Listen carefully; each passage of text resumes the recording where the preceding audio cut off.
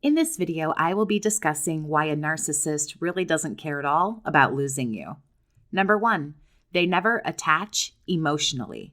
It seems weird how the narcissist just jumps right into a new relationship after the one they have with you is over, right? They either go back to an ex or there's someone brand new, and in a lot of cases, possibly both, but it seems very fast, easy, and effortless.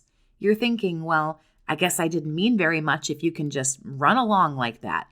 And unfortunately, you're right. Narcissists have a lot of issues, and several of those include trusting people, getting close to people, having real moments of intimacy, and being vulnerable. And therefore, in most relationships, they don't. There is no emotional attachment with a narcissist. The relationship is held together by usually some glue and some sticks, but power, money, status, love bombing, brainwashing, being physical with one another, and yeah, that's about it, from their end anyway. Not from yours, but from theirs. So naturally, it's easy to move on when there's no connection, and I'll dig a little deeper into some of these points further on in the video. Number 2, they have completely immature ideas of love. Narcissists have very warped, skewed, immature ideas when it comes to love and relationships. A super selfish, emotionally immature narcissist kind of sees love as you doing whatever they want and letting them do whatever it is that they're trying to do. They appear to be in love with you and so crazy about you until you use a dangerous word like no, or you set a boundary in place, a standard. You have an expectation of them. Maybe you're uncomfortable with something, and then you're watching a 5-year-old have a temper tantrum meltdown. And like I say, you see this with children. They tell you that you're the best in the world and they love you so much until they can't have cookies before dinner. And then they cry, whine, yell, scream, throw things. They say, you suck, I hate you. And since you won't let me do this, naturally, they bypass you and go to somebody else for the answer they want to hear or whatever it is that they want. And doing whatever this person wants and letting them behave like this is not love. However, that's very much how the narcissist will see it. Number 3, they have other sources. You might not even be the primary source of supply. It is true that the main source is treated the worst, but they are the most valuable because they put up with the treatment of being treated the worst. Therefore, they're the hardest to replace and the hardest for a narcissist to let go of. If you're a secondary source, there's going to be even less caring and less attachment towards you. Losing you is just not a loss. You're not the main person here. If you are the primary, they have other sources. So really, nobody is sacred. Nobody is special. It's all the hierarchy harem. We all have our place, our rank, and our value. Number 4, they've been over you for ages now. A narcissist is quite smitten with you in the love bombing phase, but you know what comes swiftly after that, the devaluing. And once you begin to be devalued, the narcissist is really already over the relationship and you for that matter. And you'll notice this upon close inspection of their behavior in the devaluing phase. They don't want to see you as much. They don't want to go out as much. They're hiding things. You're going to catch them in lies. They're spending more time on their cell phones or at work, quote unquote, at a friend's house. We know how this goes. You get about 3 to 6 months normally of love bombing, and then, they're totally over it. So let's say you stay together with this person for 2 years. Well, in reality, the narcissist has probably been looking for your replacement for a year and a half, probably. They checked out a long time ago. They're not interested, but they can't risk losing those goods and services that you provide, so they stay, even though they're not too particularly happy about it. So when you've already checked out, if you've been checked out for 6 months or a year or longer, why would leaving be hard to do? It just simply isn't. So they make the jump and they don't have much of a care in the world. You can talk with me one-on-one and talk more in depth about your own personal situation, get your questions answered, and be provided with some tips and techniques for how to handle some issues like grieving and trauma bonding.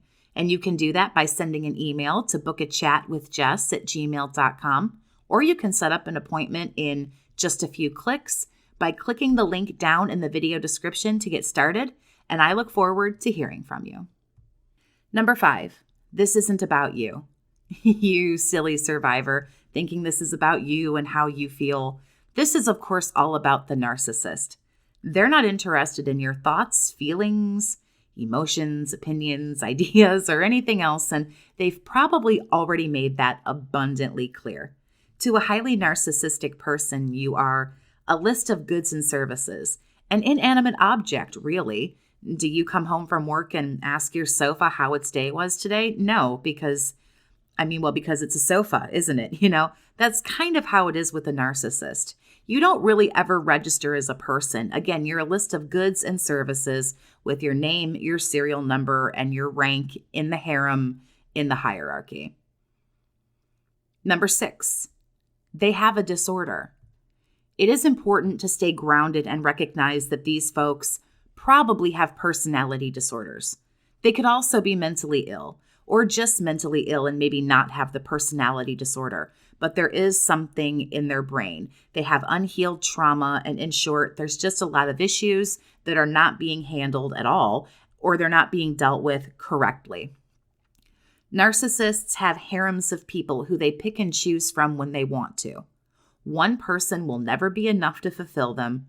They love bomb, devalue, and discard in some sort of fashion. This is the nature of the disorder. This is how toxic people behave. This is how really traumatized people can sometimes behave. Mentally ill folks as well. Now, not all of them, but certainly some of them. Narcissists get bored very quickly. They're always looking for someone else. They always need more.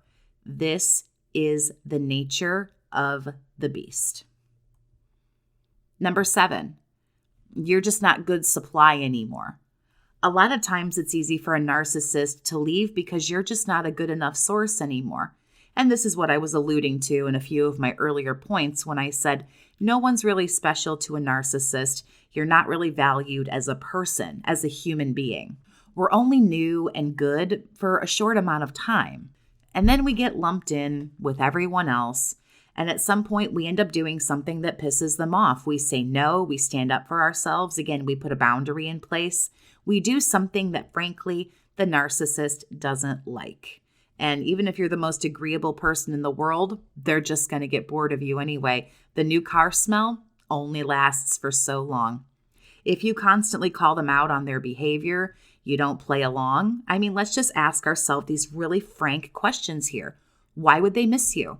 Why would they long for you? If you don't let them have control and power, and you don't allow them to make the rules, and you don't let them treat you like complete shit, again, you don't serve your purpose anymore.